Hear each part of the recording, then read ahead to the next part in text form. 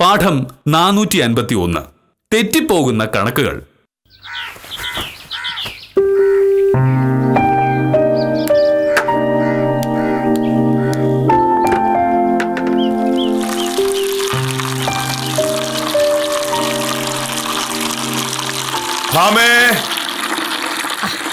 വിളി വന്നല്ലോ.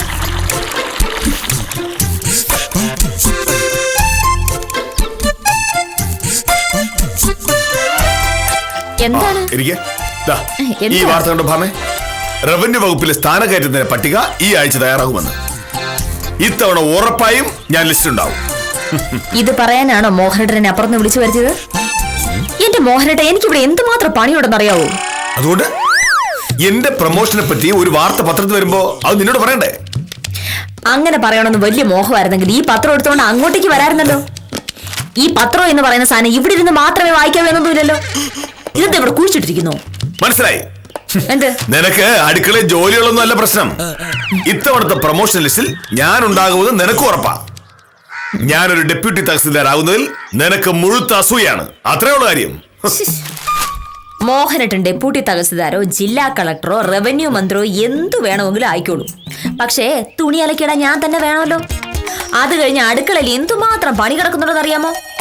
ഈ മുറ്റുപടിച്ചിട്ട് ദിവസം 2 ആയി. അതിന് ഞാൻ തന്നെ വേണം. ഇതെല്ലാം കഴിഞ്ഞ് വേണം എനിക്ക് ഓഫീസിൽ പോവാൻ. മോഹനയുടെ യാതൊന്നിനും സഹായിക്കില്ല എന്ന് മാത്രമല്ല, ഞാനൊരു കാര്യം ചെയ്തുകൊണ്ടിരിക്കുമ്പോൾ വിളിച്ച് ശല്യപ്പെടുത്തുകയും ചെയ്യും. ഇതാ ഞാൻ പറഞ്ഞത്, നിനക്ക് അസൂയാണെന്ന്. എനിക്കൊരു പ്രൊമോഷൻ കിട്ടുന്ന കാര്യം പറഞ്ഞപ്പോ നിനക്ക് ശല്യമാകുന്നു. കൊള്ളാം. ഇങ്ങനൊരു ഭാര്യ ഈ ലോകത്ത് നീ മാത്രമേ കാണൂ. ഇങ്ങനൊരു ഭർത്താവും വേറെ കാണില്ല. ഭാര്യ രാവിലെ മുതൽ അടുക്കളയിലെ മുറ്റത്തുമായി പണിയെടുത്തിങ്ങനെ കഷ്ടപ്പെടുമ്പോ ഇവിടെ വന്ന് വിസ്തരിച്ച് കാറ്റും കൊണ്ട് അങ്ങനെ പത്രം വായിക്കുന്നു. പത്രം വായിക്കുക മാത്രമല്ല, മര്യാദയ്ക്ക് ജോലി ചെയ്യുന്ന ഭാര്യയെ വെറുതെ വിളിച്ച് മെനക്കെടുത്തു. അതെ, ഇതിനകത്ത് വേറെ വല്ല വാർത്തയുണ്ടെങ്കിൽ വേഗം വായിച്ച് വിശേഷം പറ. എനിക്കിനി ഓരോ പ്രാവശ്യമായി അപ്പുറത്ത് ഇങ്ങോട്ട് വരാൻ പറ്റില്ല. ഫോൺ ബെല്ലടിക്കുന്നു മോഹനേട്ടാ. ഞാൻ പത്രം വായിക്കല്ലേ? ഈ പത്രം വായിക്കാന്ന് പറഞ്ഞാൽ മല മറിക്കുന്ന ഏർപ്പാടാണല്ലോ. വന്നൊരു ചെറിയ സഹായം പോലും മോഹനേട്ടൻ ചെയ്യാൻ വയ്യാതായി. മടിയൻ ഇരിക്കുന്നോക്കേ. ഫോൺ എനിക്കായിരിക്കോ? എങ്കിൽ അവിടെ ഞാൻ ചത്തുപോയെന്ന് പറഞ്ഞോളാം. അത് ശരിയാവില്ല. ഹലോ, അതെ. വിദ്യ, എങ്ങനെയുണ്ട് പനി? അതെയോ? അത് കുഴപ്പമില്ല. ഞാൻ 10 ആകുമ്പോഴേക്കും ഓഫീസിലെത്തും. കുറച്ചുകൂടെ നേരത്തെ ഇറങ്ങാന്ന് വിചാരിച്ചതാ. പക്ഷെ ഇവിടെ കുറച്ചധികം ജോലിയുണ്ട്. അതൊക്കെ തീർത്തിറങ്ങുമ്പോഴേക്കും എന്തായാലും 10 കഴിയും. നീ സുമംഗലിയോട് 10 ആകുമ്പോഴേക്കും വന്നാൽ മതി എന്ന് പറ. വിദ്യ, ചെറിയ പനിയാണെന്ന് കരുതി റെസ്റ്റ് എടുക്കാതിരിക്കല്ലേ. ഇക്കാലത്തെ പനി എന്താ ഏതാണെന്നൊന്നും പറയാൻ പറ്റില്ല. അതെ, ഉച്ചയായിട്ടും കുറവില്ലെങ്കിൽ ഡോക്ടറെ അടുത്ത് പോണം. നീ ഓഫീസിലെ കാര്യം ഓർത്തൊന്നും ടെൻഷൻ ആവണ്ട, ഞാൻ നോക്കിക്കോളാം. ശരി. ഈ വിദ്യാലക്ഷ്മിക്ക് എത്ര വയസ്സുണ്ട്? അല്ല, ഈ നഴ്സറി കുട്ടികളോട് പറയും പോലെ പനി വന്നാ സൂക്ഷിക്കണം, ഡോക്ടറെ കാണണം എന്നൊക്കെ പറഞ്ഞു കൊടുത്തോന്ന് ചോദിച്ചാ. പനി വന്നാ ഡോക്ടറെ കാണണമെന്ന് 1ാം ക്ലാസ് പഠിക്കുന്ന കൊച്ചിന് വരെ അറിയാം. 1ാം ക്ലാസ് പോലും ജയിക്കാതാണോ ഈ വിദ്യാലക്ഷ്മി വക്കീലായത്? എന്റെ കൂടെ ജോലി ചെയ്യുന്ന ഒരാൾക്ക് ഒരു അസുഖമാണെന്ന് കേൾക്കുമ്പോൾ അതെന്താണ് എന്ന് ഞാൻ അന്വേഷിക്കും. എനിക്കറിയാവുന്ന കാര്യങ്ങൾ പറഞ്ഞു കൊടുക്കുകയും ചെയ്യും. അതിന് മോഹനേട്ടൻ എന്താ വേണ്ടത്? സ്വന്തം ഭർത്താവിന്റെ പ്രൊമോഷന്റെ കാര്യം പറഞ്ഞപ്പോ ഈ ആകാംക്ഷയും കൗതുകവും ഒന്നും കണ്ടില്ലല്ലോ. അപ്പോ നിനക്ക് അടുക്കളയിൽ 100 കൂട്ടം പണിയുണ്ടായിരുന്നു. ഇപ്പൊ വിദ്യാലക്ഷ്മി വിളിച്ചപ്പോ നിനക്ക് സംസാരിക്കാം, ഉപദേശിക്കാം. അതൊന്നും സമയം പ്രശ്നമല്ല. മോഹനേട്ടൻ വലിയ വർത്താനൊന്നും പറയണ്ട. വിദ്യാലക്ഷ്മിക്ക് പണിയാണെന്ന് അറിഞ്ഞ നിമിഷം മുതൽ ആ വീട്ടിലെ മുഴുവൻ ജോലിയും ചെയ്യുന്നത് സതീഷ് സാറാണ്. വിദ്യാലക്ഷ്മിയെ കൊണ്ട് ഒന്നും ചെയ്യാൻ സമ്മതിക്കില്ല. ഇവിടെ എനിക്കായിരുന്നു ആ പനിയെങ്കിലോ. മോഹനേട്ടനായിട്ട് ഒരു ജോലിനെ സഹായിക്കില്ല എന്ന് മാത്രമല്ല, അന്ന് എന്നെ കൊണ്ട് കൂടുതൽ ജോലി ചെയ്യിക്കുകയും ചെയ്യും. അടുക്കള പണിയാനും തുണി അലക്കാനും അല്ല ഞാൻ വലിയ ഓഫീസറായത്. ഞാൻ വക്കീലായത് മതനായിരുന്നില്ല. പക്ഷേ കണ്ണിച്ചോരയില്ലാത്തൊരു ഭർത്താവ് ഉണ്ടായി പോയല്ലോ. എനിക്ക് ഈ വീട്ടിലെ മുഴുവൻ ജോലിയും ചെയ്തേ പറ്റൂ. ഇതൊക്കെ എന്റെ വിധിയാണ്. നീ ഇങ്ങനെ പരാതി പറയാൻ മാത്രം ഇവിടെ ജോലിയൊന്നുമില്ലല്ലോ. പക്ഷെ എന്ത് ചെയ്താലും അത് എന്നെ അറിയിച്ചു തരുന്ന വലിയ നിർബന്ധ. അപ്പോഴാണല്ലോ നിന്റെ കഷ്ടപ്പാടുകൾ പെരുപ്പിച്ച് കാട്ടി എന്റെ സഹതാപം തരാൻ പറ്റൂ. ഇതിന് മറുപടി പറയാൻ എനിക്ക് അറിയാൻ മേലാഞ്ഞിട്ടല്ല, പക്ഷേ അതിന് ചെലവാക്കുന്ന സമയവും എനിക്കാണ് നഷ്ടമാകുന്നത്. ഇവിടുത്തെ മുഴുവൻ ജോലിയും തീർത്ത് എനിക്ക് 10:30 ആകുമ്പോഴേക്കും ഓഫീസിലെത്തണം. വിദ്യാലക്ഷ്മി ഇല്ലാത്തതുകൊണ്ട് ഇന്ന് പിടിപ്പത് പണിയുണ്ട്. അതെ, പത്രത്തില് പുതിയ വാർത്തകളെ കണ്ടുപിടിച്ചോ? ഞാൻ അവിടെ ചെന്ന് തുണി അലക്കാൻ തുടങ്ങുമ്പോഴേക്കും ഭാമേ ഭാമേന്ന് വിളിക്കരുത്. ഞാൻ വിളി കേൾക്കില്ല.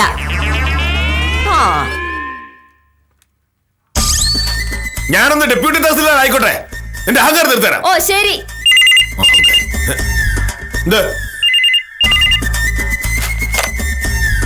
ഹലോ. ആ സാറേ, ഞാനാണ് ഉത്തമൻ. എന്താ ഉത്തമ? സാർ ഒന്ന് പുറത്തേക്ക് ഇറങ്ങി വരുമോ? എനിക്കൊരു അത്യാവശ്യ കാര്യം പറയാനുണ്ട്.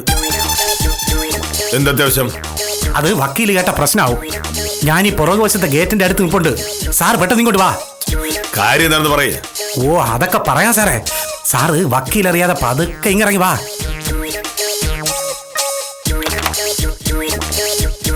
എന്താ പ്രശ്നമുണ്ടല്ലോ? എന്താ അത്?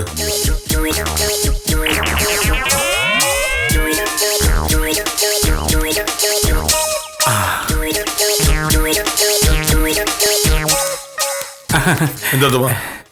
ഞാൻ രാവിലെ താലൂക്ക് ഓഫീസിൽ സഹദേവ സാറിനെ കണ്ടിരുന്നു മാർക്കറ്റ് വെച്ച്. സഹദേവ സാറ് പറഞ്ഞപ്പോഴാണ് ഞാൻ കാര്യം അറിഞ്ഞത്. അതെന്ത് പണിയാണ് സാറേ വക്കീൽ കാണിച്ചത്? എന്ത്? അപ്പൊ സാറിനോട് വക്കീൽ കാര്യം പറഞ്ഞില്ലേ? ഇല്ല സാറേ, സഹദേവ സാറും അനിയും മഹാദേവനും തമ്മിലുള്ള അതിർത്തി തർക്കം സാറിന് അറിയാമല്ലോ. ആ തർക്കത്തിൽ ന്യായം സഹദേവ സാറിന്റെ ഭാഗത്താണെന്ന് നാട്ടുകാർക്ക് മുഴുവനും അറിയാം. ഇത്രയും കാലം വഴക്കും ചീത്തവിളി മാത്രമേ ഉണ്ടായിരുന്നുള്ളൂ. ഇപ്പൊ മഹാദേവൻ സംഗതി കേസാക്കാൻ തീരുമാനിച്ചിരിക്കുക. നമ്മുടെ വക്കീലാണ് അവന് വേണ്ടി കേസ് വാദിക്കുന്നത്. സത്യഭാമയോ? ഓ, ആര് പറഞ്ഞു? സഹദേവ സാറ് തന്നെയാണ് എൻ്റെ അടുത്ത് പറഞ്ഞത്. ഇന്നലെ മഹാദേവ സത്യഭാമ വക്കീലിനെ വക്കീൽ ഓഫീസ് ചെന്ന് കണ്ട് വക്കാലത്ത് ഒപ്പിട്ട് കൊടുത്തു. അവന്റെ കയ്യിൽ പൂത്ത കാശല്ലേ സാറേ. നല്ലൊരു സംഖ്യ വക്കീലിന് അഡ്വാൻസും കൊടുത്തെന്നാണ് അവൻ പറഞ്ഞത്. സഹദേവ സാർ എൻ്റെ അടുത്ത് പറയുകയാണ്, മോഹനേഷന്റെ ഭാഗത്ത് നിന്ന് ഇങ്ങനെ ഒരു ചതി ഉണ്ടാവുമെന്ന് ഞാൻ പ്രതീക്ഷിച്ചില്ല ഉത്തമ എന്ന്. സാറ് സഹദേവ സാറ് ഒരേ വകുപ്പിലെ ജീവനക്കാരാണ്. രണ്ടുപേരും അടുത്ത സുഹൃത്തുക്കളും. എന്നിട്ട് സാറിന്റെ ഭാര്യ സഹദേവ സാറിനെതിരെ കേസ് വാദിക്കാന്ന് പറഞ്ഞ ന്യായ സഹദേവ സാറിന്റെ പക്ഷത്താണെങ്കിലും വാദിക്കുന്നത് സത്യഭാമ വക്കീലായതുകൊണ്ട് മഹാദേവൻ ജയിക്കാനാണ് സാധ്യത. അങ്ങനെ വന്നാ പിന്നെ സാറിന് സഹദേവ സാറിന്റെ മുഖത്ത് നോക്കാൻ പറ്റുമോ? ഞാനിതൊന്നും അറിഞ്ഞില്ല ഉത്തമ. സാറേ, സംഭവം ഇന്ന് തന്നെ നാട്ടിൽ പാട്ടാവും. താലൂക്ക് ഓഫീസിലും വില്ലേജ് ഓഫീസിലും ഉള്ള സകല ആൾക്കാർ ഇന്ന് എന്നെ വിവരം അറിയും. സാർ മനഃപൂർവ്വം സഹദേവ സാറിനെ ദ്രോഹിക്കാൻ വേണ്ടി നോക്കിയതെന്നേ ആൾക്കാർ പറയൂ. സഹദേവ സാറിന്റെ ശബ്ദത്തിൽ ശരിക്കും ദേഷ്യം ഉണ്ടായിരുന്നു. തഹസീൽദാരടുത്തും കളക്ടറടുത്തും സഹദേവ സാറിനുള്ള പിടിയെ സാറിനറിയാലോ. സഹദേവ സാറിനെ പിണക്കിയ സാറിന് അത് ഉറപ്പായും ദോഷം ചെയ്യും. എങ്ങനെയെങ്കിലും വക്കീലിനെ ഈ കേസിൽ നിന്ന് പറഞ്ഞ് പിന്തിരിപ്പിക്കണം, അല്ലെങ്കിൽ പ്രശ്നമുണ്ട് സാറേ. ഞാൻ പറഞ്ഞ അവള് കേക്കില്ല ഉത്തമ. അവൾ എന്തെങ്കിലും ആവശ്യം പറയുമ്പോ ആഫീസ് കാര്യങ്ങൾ വീട്ടിൽ പറയരുതെന്ന് ഞാനും പറയാറുള്ളതാ. എന്ന് പറഞ്ഞ എങ്ങനെയെന്നേ? ഇത് സാറിന്റെ ഭാവിയുടെ പ്രശ്നമാണ്. വക്കീലിന് എന്തെങ്കിലും പറഞ്ഞ് സോപ്പിട്. ആവലയിലൊന്നും അവള് വീഴില്ല. അത് മാത്രമല്ല, അവളും ഞാനും തമ്മിൽ ഇപ്പൊ ഒരു വഴക്ക് കഴിഞ്ഞേ ഉള്ളൂ. ഞാൻ അവളെ അടുക്കളയെ സഹായിക്കില്ലെന്ന് പരാതി അവള് പറയുന്നത്. എങ്കിൽ പിന്നെ വേറെ ഒന്നും നോക്കണ്ട സാറേ. അത് തന്നെയാണ് ഐഡിയ. ഏത്? സാർ നേരെ ചെന്നിട്ട് വക്കീലിനെ കാര്യമായിട്ട് അങ്ങ് അടുക്കളയിൽ സഹായിക്കുക. വക്കീലിനെ കൊണ്ട് ഒന്നും ചെയ്യിക്കരുതേ. അങ്ങനെ സകല ജോലിയും സാറായിട്ട് അങ്ങ് ചെയ്ത് കഴിയുമ്പോൾ വക്കീലിന് സാറിനോടൊരു മുടിഞ്ഞ സ്നേഹം വരും. ആ നേരെ നോക്കി വേണം ഈ കാര്യം എടുത്തങ്ങിടാൻ. പക്ഷേ അടുക്കള ജോലി എനിക്ക് അറിയില്ലല്ലോ. ഓ, പറയുന്ന കേട്ടാ അറിയാന്നുള്ള ജോലി മാത്രം ചെയ്യുന്ന ആളാണ് സാറെന്ന് തോന്നുമല്ലോ. അറിയാത്ത എന്തോരം ജോലികൾ ചെയ്ത് കൂട്ടിയിരിക്കുന്നു. ഇതും അതുപോലെ കൂട്ടിയാ മതി. എന്നാലും ഉത്തമ സാറേ, എങ്ങനെയെങ്കിലും വക്കീലിനെ സോപ്പിട്ട് കേസിൽ നിന്നും പിന്തിരിപ്പിച്ചില്ല എന്നുണ്ടെങ്കിൽ സഹദേവ സാറ് സാറിന്റെ ശത്രുവാകും. സഹദേവ സാർ അറിഞ്ഞൊന്ന് ദ്രോഹിച്ച സാറിന്റെ പ്രമോഷൻ ഉൾപ്പെടെ പ്രശ്നത്തിലാവും. പ്രമോഷൻ പട്ടിക ഈ ആഴ്ച വരുന്ന പറയുന്നത്. പിന്നെ സാറിന്റെ കാര്യം പോക്കാണ്. സാറേ, ഞാൻ പറഞ്ഞ ഒറ്റ വഴിയേ ഉള്ളൂ. നേരെ ചെന്ന് അടുക്കള കയറിക്കോ. സാറേ, ഇതിലിത്ര ആലോചിക്കാൻ തോന്നിയിരിക്കുന്നു. കാര്യം കാണാൻ കഴുതക്കാലം പിടിക്കണമെന്നാ പ്രമാണം. ഇതിപ്പോ സ്വന്തം ഭാര്യയുടെ കാല് പിടിക്കുന്ന കാര്യമല്ലേ. ഒരു കുഴപ്പമില്ല, ഒട്ടും മടിക്കാൻ വേണ്ട. ഒന്ന് നോക്കാല്ലേ? വേറെ വഴി ഇവിടെ ഇല്ല. പിന്നെ ഒരു കാര്യം, ചെല്ലുന്ന പാടെ വിഷയം എടുത്തം കിട്ടുകളയത്. അപ്പൊ വക്കീൽ ഒറ്റയടിക്ക് എനിക്ക് പറ്റൂല എന്ന് പറഞ്ഞ കളയും. കേസിൽ നിന്ന് പിന്മാറാൻ സാറ് പറഞ്ഞു എന്നുള്ള ഒരൊറ്റ കാരണത്താൽ വക്കീല് കേസ് വാദിക്കാൻ തീരുമാനിച്ചു കളയുന്നു. അതുകൊണ്ട് മെല്ലെ സോപ്പിട്ട് വക്കീലിന് സാറിനോടുള്ള സ്നേഹം കൂടി കൂടി കൂടി വരുമ്പോ ഒന്നും അറിയാത്ത പോലെ സംഭവം എടുത്ത് ഇട്ട് കൊടുക്കണം. ആ പിന്നെ ഉത്തരവിടെ തന്നെ കാണണം. എന്തിന്? എന്തെങ്കിലും ആവശ്യം വന്നാലോ? അല്ല, എനിക്ക് പോയിട്ട് ഒരുപാട് തിരക്കുണ്ട്. ഇത് കഴിഞ്ഞിട്ടുള്ള തിരക്ക് മതി. ഫിലിപ്പോസിന്റെ കൈവശാവകാശ സർട്ടിഫിക്കറ്റ് കാര്യം മറക്കണ്ട. അല്ല, അത് ഇതും തമ്മിൽ എന്തോന്ന് ബന്ധം? പറഞ്ഞു വരുമ്പോ എല്ലാം തമ്മിൽ ബന്ധം വരും. ഉത്തരം ഇവിടെ നിൽക്ക്. ചേട്ടാ, ഒരു സഹായം ചെയ്യാന്ന് വിചാരിച്ചപ്പോ അതിപ്പോ എനിക്ക് തലവേദനയായ.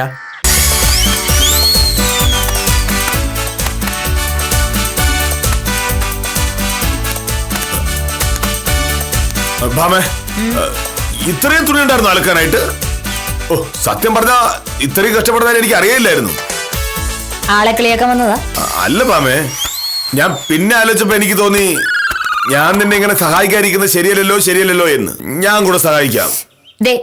പോയാട്ടെ, എനിക്കിനിയും കളയാൻ സമയമില്ല. അങ്ങനെ പറഞ്ഞാൽ എങ്ങനെയാ? ഞാൻ എന്തായാലും നിന്നെ സഹായിക്കാൻ തീരുമാനിച്ചു പോയി. എനിക്ക് കുട്ടികളെ കളിക്കാൻ സമയമില്ല കേട്ടോ. ഞാൻ കാര്യമായിട്ട് പറഞ്ഞതാ. ഇന്ന് എന്നെ സഹായിച്ചിട്ടേ ബാക്കി കാര്യമുള്ളൂ. ഞാനും സ്നേഹമുള്ള ഭർത്താവാണെന്ന് നീ അറിയണമല്ലോ. നീ വന്നേ. എന്താണ്? ഒരു കാര്യം പറയട്ടെ.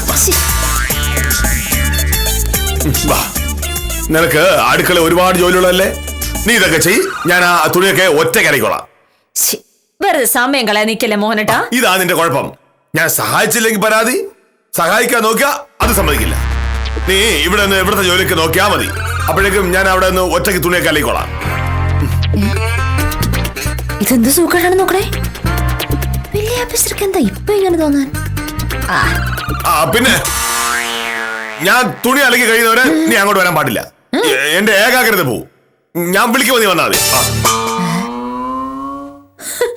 ഇത് മുഴുത്ത വട്ട് തന്നെയാണ്. ഇന്നത്തെ തുണി അലക്കലിന്റെ കാര്യം എന്തായാലും ഒരു തീരുമാനമായി. തുണി അലക്കാമെന്ന് ഞാൻ പറഞ്ഞു. പക്ഷെ എനിക്ക് തുണി അലക്കാൻ അറിയില്ലല്ലോ. അതുകൊണ്ട് ഉത്തമൻ സഹായിക്കേ. വക്കീല് കാണില്ല എന്നേ. വക്കീല് കാണാതെ ഞാൻ നോക്കോളാം. അല്ല,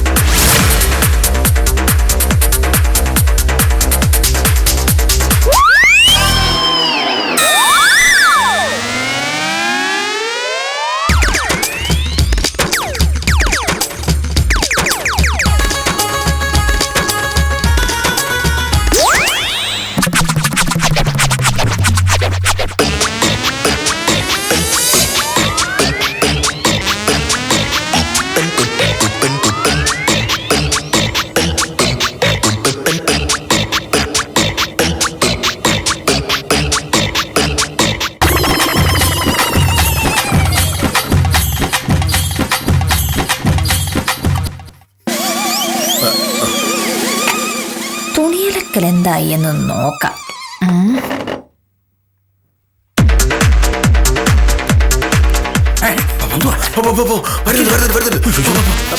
വിളിക്കാമേ.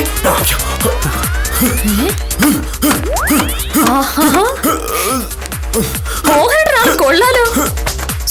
ഇത്രയ്ക്കൊക്കെ അറിയായിരുന്നോ? നീ എന്താ എന്നെ പറ്റി കരുതിയിരിക്കുന്നത്? ഒരു വില്ലേജ് ഓഫീസർ പഠിക്കുന്ന എനിക്ക് ബാഗ് എടുത്തിട്ട് പോ. തുണി ഇറക്കാനാണോ പാട്? ബാഗല്ല, തുണി. ഇതൊക്കെ ഒറ്റ കളിക്കതാ. ഇത്ര അറിയാമായിരുന്നിട്ടാണ് എനിക്ക് തുണി ഇളക്കാൻ അറിയില്ല എന്ന് പറഞ്ഞ് എന്നെ കൊണ്ട് ഇത് മുഴുവനും ചെയ്യിക്കുന്നത്. ഇനി മുതലേ മോഹനേട്ടന്റെ ഷർട്ട് കൊണ്ട് മോഹനേട്ടൻ തന്നെ കളിക്കാൻ മതി. എല്ലാ ദിവസവും ഞാൻ അലക്കാന്ന് വെച്ചാ ഒരു കുഴപ്പമില്ല. എന്തായാലും ഇത്രയ്ക്ക് ഒറ്റയ്ക്ക് ചെയ്തില്ലേ, ബാക്കി ഞാൻ ചെയ്തോളാം. മോഹനേട്ടൻ ആ മുൻവശത്തെ മുറ്റൊന്ന് അടിച്ചിട്ട്. പിന്നെ അല്ലാതെ തുണി അലക്കാൻ അറിയാന്ന് മോഹനേട്ടൻ തെളിയിച്ചു. ഇനി മുറ്റം അടിക്കാൻ കൂടി മോഹനേട്ടൻ അറിയാൻ തെളിയിച്ചു കഴിഞ്ഞാൽ വില്ലേജ് ഓഫീസർ ഒരു പുലിക്കുട്ടിയാണെന്ന് ഞാൻ സമ്മതിക്കില്ലേ? പിന്നെ മോഹനേട്ടനോട് ഞാൻ തർക്കിക്കാനോ വഴക്കുണ്ടാക്കാനോ ഒന്നും വരില്ല. മോഹനേട്ടൻ പറയുന്നതെല്ലാം ഞാൻ അനുസരിക്കും. ഉറപ്പാണോ? പിന്നെ അല്ലാതെ. എങ്കിൽ പിന്നെ മുറ്റം അടിച്ചിട്ട് തന്നെ കാര്യം. എനിക്ക് ചെവി കേൾക്കാലോ. ഇവിടെ നിൽക്കാനങ്ങ് ചെല്ല്. പിന്നെ ഞാൻ മുറ്റടിച്ച് കഴിഞ്ഞാൽ അങ്ങോട്ട് വന്നേക്കരുത്. ഏകാഗ്രത പോ. മുറ്റടിച്ച് കഴിയുമ്പോ ഞാൻ വിളിക്കാം. ശരി. മുറ്റടിക്കാറുണ്ട്. മുറ്റമടിക്കാൻ ഏകാഗ്രതയോ? എന്താണോ എന്തോ. ഓ, ഇതിന്റെ ഇടയിൽ ഇത് ആരടാ വിളിക്കണത്?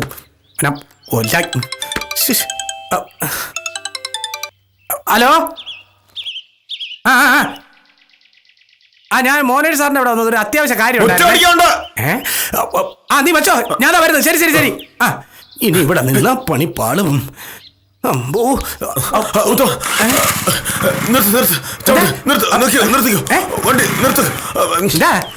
എന്താ സാറേ പ്രശ്നം തീർന്നിട്ടില്ല. മുറ്റടിച്ച് വൃത്തിയാക്കണം. സാറേ ഞാൻ രാവിലെ സാറിനൊന്ന് സഹായിക്കാമെന്ന് കരുതിയ നേരാണ്. അതിന്റെ പേരിൽ ആ കിടന്ന മുഴുവൻ തുണി ഞാൻ അലക്കി. ഇനി ഇതിന്റെ പേരിൽ മുറ്റമടിക്കണമെന്ന് പറഞ്ഞാൽ നടക്കൂല. സാർ വേണമെന്നുണ്ടെങ്കിൽ വേറെ ആരെങ്കിലും അന്വേഷിക്കേ. ഫിലിപ്പോസിന്റെ സർട്ടിഫിക്കറ്റ് വേണ്ട, തീർന്നല്ല. മോഹിനിട്ടാ വക്കീൽ വിളിക്കുന്നു. ഇതിന്റെ പിറകെ കാണിക്കല്ലേ അഹങ്കാരി.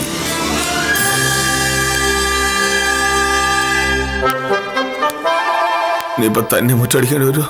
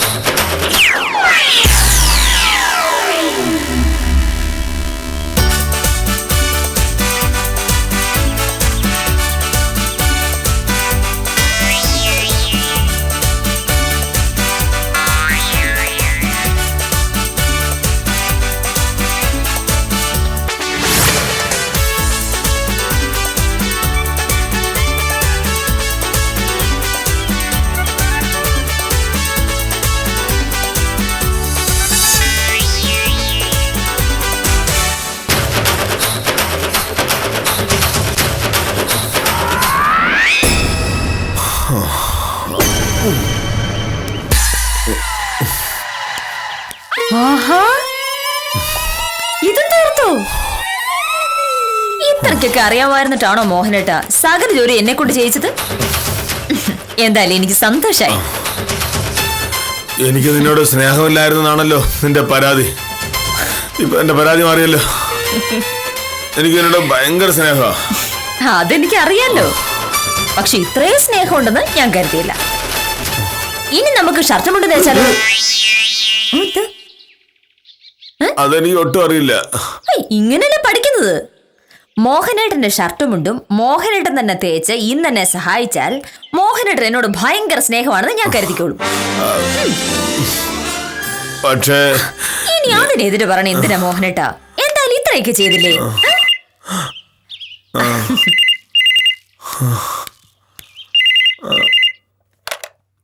ഹലോ, അതെ. ആ മഹാദേവനോ? ഞാൻ കാര്യങ്ങളൊക്കെ ഇന്നലെ പറഞ്ഞതല്ലേ? അതെ. ഞാനിന്ന് ഓഫീസിൽ വരാൻ കുറച്ച് വൈകും. വേറെ 1-2 തിരക്കുകളുണ്ട്. മഹാദേവനൊരു കാര്യം ചെയ്യ്, സദാനന്ദ സാറിനെ കണ്ടാൽ മതി. ശരി. മോഹനേട്ടൻ അറിഞ്ഞില്ലല്ലോ, ഞാനത് പറയാൻ വിട്ടുപോയി. താലൂക്ക് ഓഫീസിലെ സഹദേവൻ സാറിന്റെ അനിയൻ മഹാദേവനാണ്. അവർ ചേട്ടനും അനിയനും തമ്മിൽ കുറെ നാളായി വഴക്കായിരുന്നു. ഇപ്പോ സഹദേവൻ സാറിനെതിരെ കേസ് കൊടുക്കാൻ തീരുമാനിച്ചിരിക്കുകയാണ് മഹാദേവൻ. ഞാനതിനോട് പറയാതിരിക്കായിരുന്നു. ഈ മഹാദേവൻ നിന്നെ ഇന്നലെ കാണാമെന്ന കാര്യം ഞാൻ അറിഞ്ഞായിരുന്നു. ആ ഉപന്നേ, എനിക്ക് ആദ്യം ആളെ മനസ്സിലായില്ല, പിന്നെ പറഞ്ഞു വന്നപ്പോ ആളെ പിടികിട്ടി. എന്റെ മോഹനേട്ടാ, മഹാദേവന്റെ കയ്യിൽ ഇഷ്ടം പോലെ കാശാ. എത്ര കാശ് വേണമെങ്കിലും മുടക്കാം, കേസ് എങ്ങനെയെങ്കിലും ജയിക്കണം എന്നാണ് എന്നോട് പറഞ്ഞത്. കാശ് മാത്രമല്ലല്ലോ ഭാമ്യ കാര്യം. കാശ് ഒരു കാര്യമാണല്ലോ. ഞാൻ മഹാദേവന്റെ കേസ് നോക്കിയപ്പോൾ വേണമെങ്കിൽ ജയിക്കാവുന്ന കേസാണെന്ന് മനസ്സിലായി. കേസ് ജയിക്കുക, പറയുന്ന ഫീസ് വാങ്ങുക എന്നതാണല്ലോ മുഖ്യം. പക്ഷേ ഈ മഹാദേവൻ ആളത്ര ശരിയൊന്നുമല്ല. അതായിരിക്കില്ല, അല്ലെങ്കിൽ ഇതുപോലൊരു കേസിന് വേണ്ടി ഇത്രയും കാശ് മുടക്കും. പിന്നെ കക്ഷിയുടെ സ്വഭാവത്തെ പറ്റി ഒന്നും വക്കീൽ അറിഞ്ഞിരിക്കേണ്ട കാര്യമില്ല. സാധാരണയായിരുന്നെങ്കിൽ ഞാൻ കണ്ടുമുട്ടി കേസേറ്റനെ. പക്ഷേ ഞാൻ എങ്ങനെയാ കേസേക്കും? താലൂക്ക് ഓഫീസിലെ സഹദേവൻ സാറും മോഹനേട്ടനും വലിയ സുഹൃത്തുക്കളല്ലേ? ആത്മാർത്ഥ സുഹൃത്തിന്റെ ഭാര്യ തനിക്കെതിരെ കേസ് വാദിക്കാന്നറിയുമ്പോ സഹദേവൻ സാറിന് എന്തു തോന്നും? മോഹനേട്ടൻ പിന്നെ താലൂക്ക് ഓഫീസ് ചെല്ലുമ്പോ ആളുകൾ എന്താ പറയുക? അത് മാത്രമല്ല, ഈ സഹദേവൻ സാറിന് തഹസിൽദാരുടെയും കളക്ടറുടെയും ഒക്കെ എടുത്ത് വലിയ പിടിപാടല്ലേ. ഞാൻ കേസ് വാദിച്ചതിന്റെ പേരിൽ സഹദേവൻ സാറിന് മോഹനേട്ടനോട് ദേഷ്യം വല്ലതും തോന്നിയ മോഹനേട്ടന്റെ പ്രമോഷനെ പോലും അത് ബാധിക്കില്ലേ? അതുകൊണ്ട് കേസ് വാദിക്കാൻ പറ്റില്ല എന്ന് ഞാൻ പറഞ്ഞു.